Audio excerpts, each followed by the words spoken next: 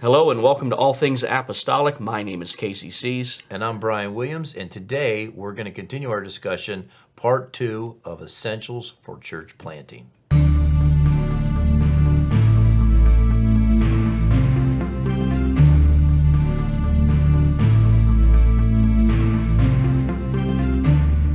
We've tried to make things colorful. We have banners. We've spent money. We've spent money to make ourselves look bigger than we are. When you look at the outside of my church, it looks like a Hallmark Christmas card with, it literally used to be a white church with black shutters. Wow. I mean, you can't make this stuff up. Trees are all around it. It looks like a Christmas card if it had snow everywhere.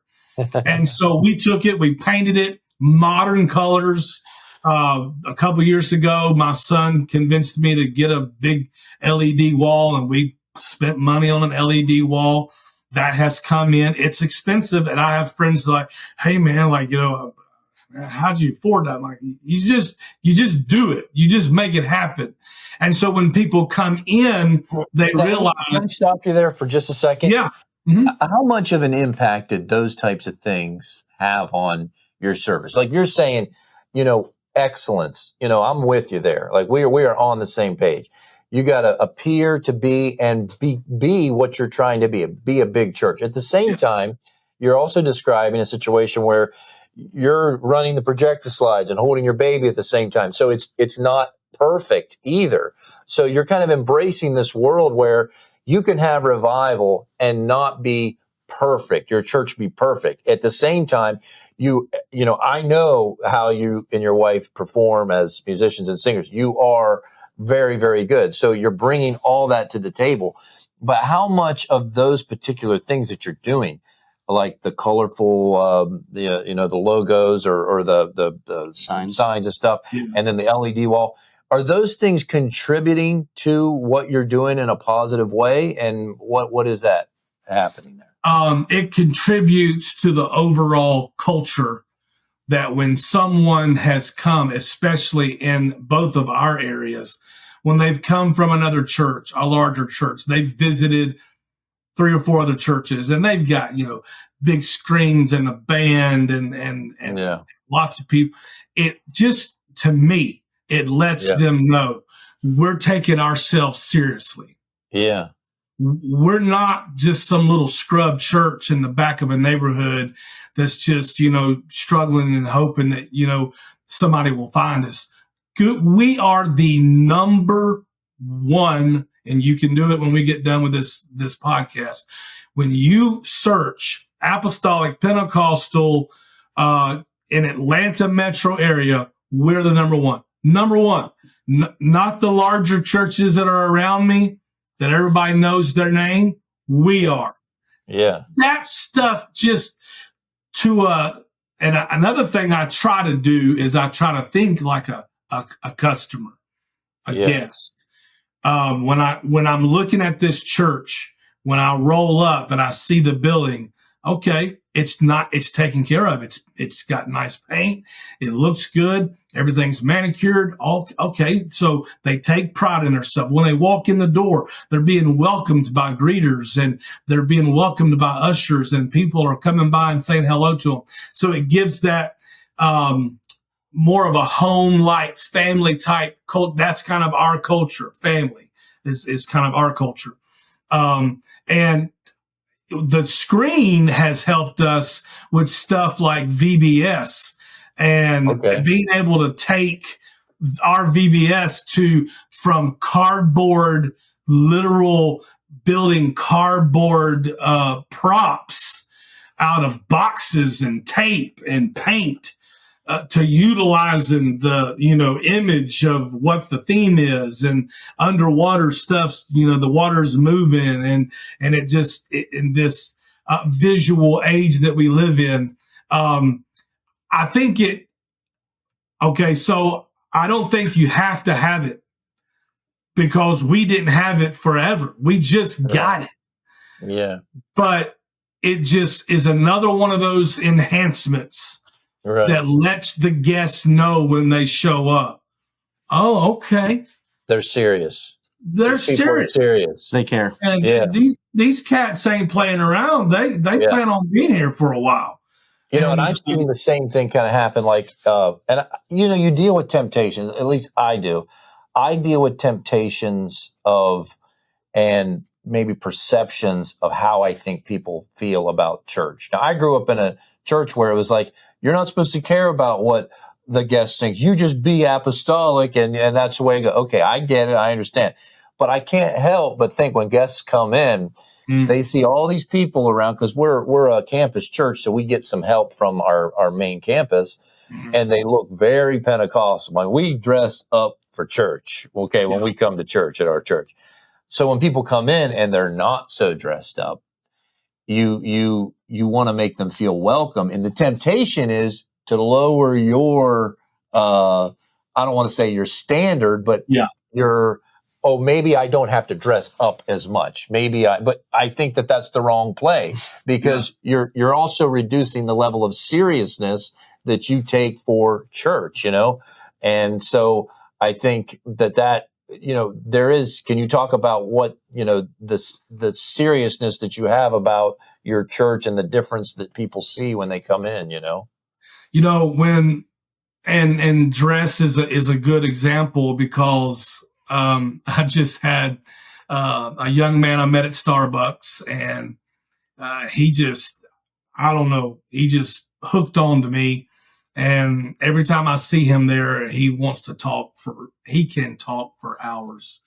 And he hadn't been in a couple of months. And then yesterday he shows up, yesterday wearing another church's t-shirt, a pair of shorts, and sneakers. And I'm just like, he's never done that. The whole time he had came, before he would wear khakis and a button up or whatever. And of course, we don't say anything. But what I've always taught our people is, and this is how we were taught at Bible college: if you have the line here, if the bar's here, people are probably going to live about right here. Yeah. So like you said, if you bring your bar down to meet them at the casual area, then they're going to bring it down to here. Yeah. So you're never really, we keep it here, and in time they get used to the culture, and they rise up to meet our culture and our expectations, like you said, not the other way around. When I go to someone's home, like, there's people who want you to take your shoes off at the front door. I've never been that way. I mean, like, that's, to me, is kind of weird, but there's some people who are really just, take your shoes off. Well, I don't keep my shoes on. I take them off, and it's awkward, and I feel weird, but I'll deal with it. I'm in their house. Yeah. I don't go in their house and change their culture to suit me. And so that's kind of the core of your church. Like you said, they dress up. Man, we're dressing up for church. And eventually those people are going to realize, I'm the only one in this church that is in a t-shirt and, cargo pants, and I might need to at least start wearing a button down and some khakis. And when they come with button down and khakis, you're like, all right, here we go. We're making progress. Eventually you start talking about, suits and stuff, and they start asking you where you get your suit from, and I don't know how to, man. And you're like, I have a son that does this. Yes. We will hook you up and bring you to the storehouse. Yes. Hey, I tell you what I have done in the past, and these would be more, not with a guest per se, but like, I treat my young people like they're my kids. Again, our culture here is family. Like, we're family. And so I have taken many young men shopping and have bought them their first suit, first pair of shoes, first dice belt, Yeah. time. I've done it. I've invested the money. They're still here today. Right. That's good. They don't forget that kind of stuff. Yeah. If I want to teach this guy how to dress, let's go shopping. Yeah. And I've taken them to K&G, which you probably have heard of those. And you get 2 suits for $99.99. And now they've got 2 suits, and you help them, show them how to get ties and goes with shirts, and man, it's great for them, and I love it. It's a joy for me, and at the same time, I'm showing them the bar. Yeah. This is the bar. Achieve it. Yeah. And then now they love suits, and they love to go get a new suit, and they'll come in, and the kids will come in, they'll show me their new tie they got, and we make a big deal about it. And so I agree with you. You don't lower your standard. You keep yours where it's at, and you hope they come up to meet you. Right. I have another question here, and it's a little shifting here, but I know that you'll have an opinion on this. But your kids, and we've talked to other church planners, and we're talking about a little bit of the balance that pastors have to kind of have with their family and the impact that church planning can have on your kids and how to deal with that. So can you talk a little bit about that, if the impact that it has, and what do you do to kind of balance your life in a way that is focused on your family as well? I tell you what I've done with my kids from the very beginning is, when I'm at home, when I'm anywhere but the church, I'm your dad. Yeah. And when I'm at the church, I'm your dad, depending on the situation. If you need your dad, you come in that office, and you come in here and tell me what you need. Yeah. Because you're my child. When I've had to play a pastor card, there's always been the role. I've always kept the roles separated, I guess is what I'm trying to say. Yeah. Church planting, and thank God for him giving me this revelation, understanding, or whatever it was. I had my kids involved from day one. I remember when Emerson was 6 and 7 years old, helping me put the trailer onto the hitch of the Dodge Durango, locking it all down, making sure it was secure. And then he would help me back up the truck. 6, help me back up the truck and help me unload the trailer. And my daughter, the daughter was a little different. She did a few things inside with mom, but my boy was out there with me unloading. Mm-hmm. And I'm telling you, that kid learned how to hook up sound systems at 7. He'd be hooking up the sound system while I'd be, getting the keyboard set up. And we had a Dr. Rhythm 3 by Boss drum machine. And bro, I got so good, I could do feels on that drum machine. And while I'm flipping the words, and while we're worshiping all at the same time, you just learn how to, but the kids have always been involved in the work. This is our church. Right. And that has made a difference, because to this day, right now, my son is at IBC.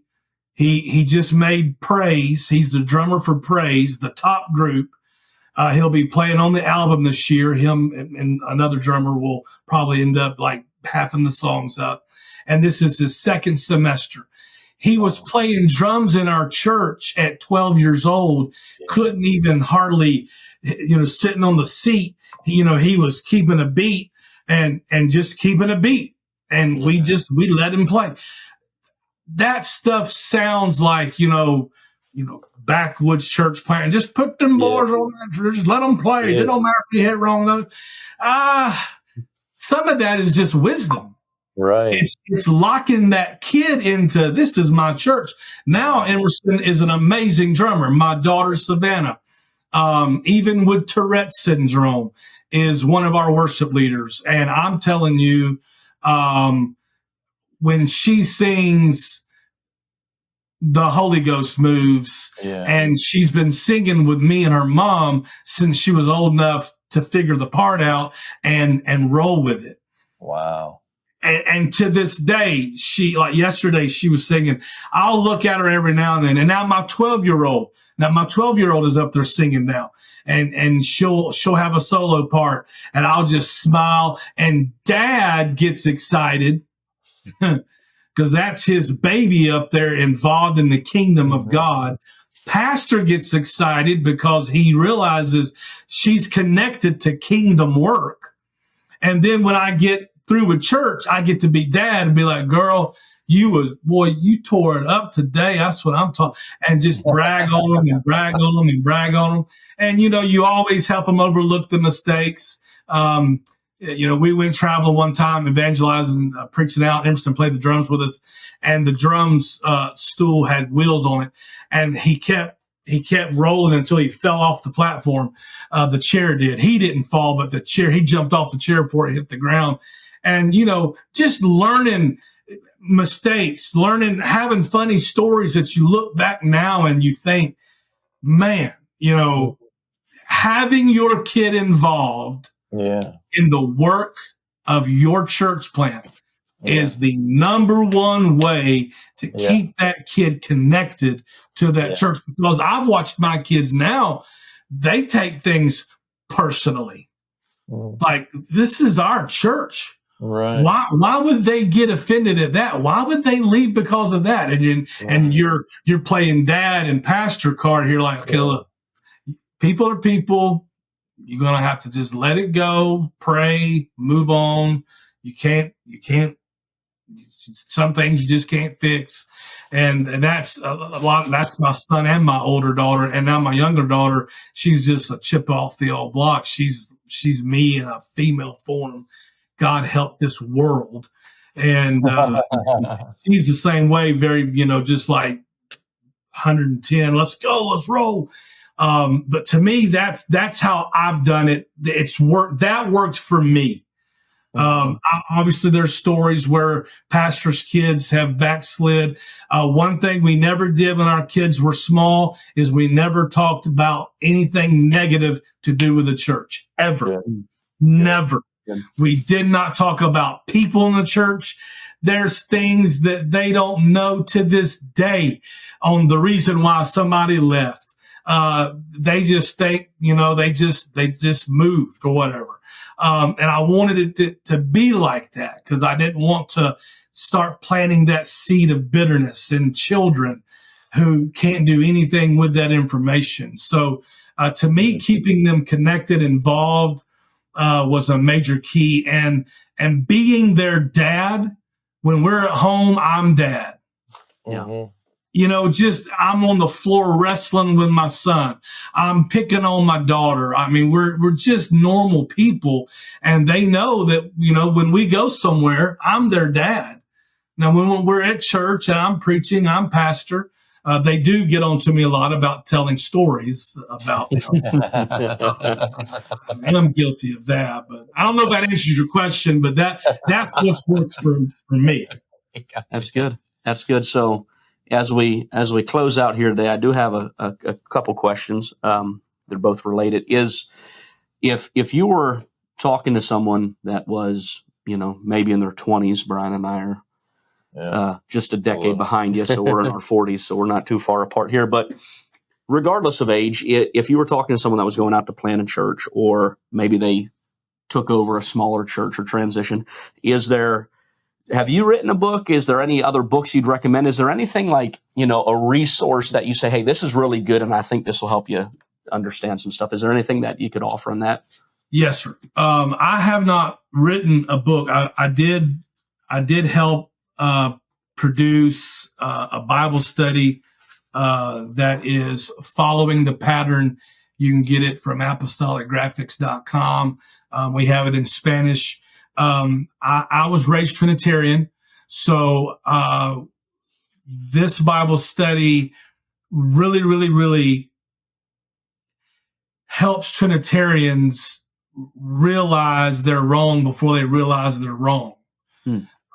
It's just following the patterns. There's a pattern through the scriptures, and you from the very beginning with the definition of a pattern, you're setting the tone of, if you follow the pattern, you get what the pattern, was designed to produce.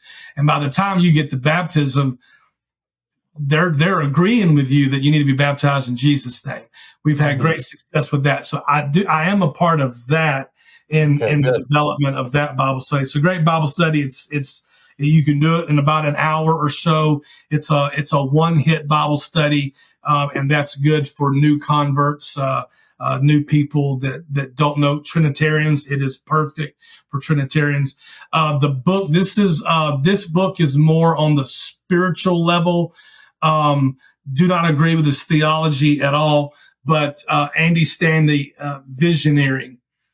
This book, Visioneering by Andy Stanley, as a church planter, in my opinion, it's about Nehemiah, and he paints a picture with the wall and Nehemiah and the people having a mind to work, a heart to work.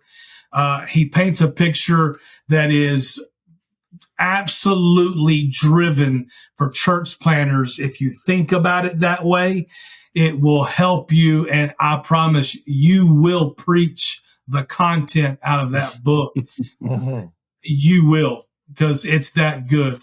On a practical level, I think that every church planter and I say this, and I do have people misunderstand me, so I'm glad I get to say this on a podcast, and it'll at least be recorded.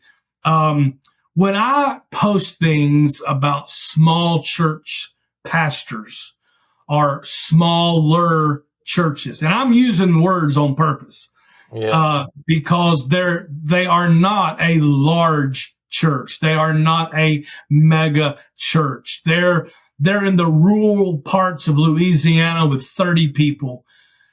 I do not think it is right or fair to look at a pastor who has been faithful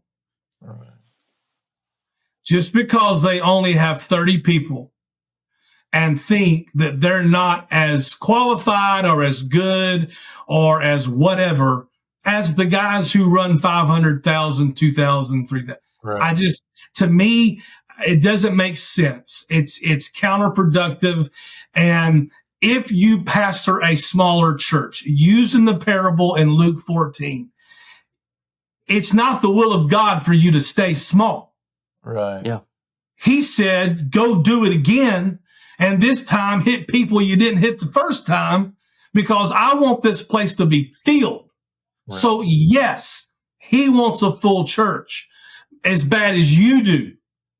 He wants it full.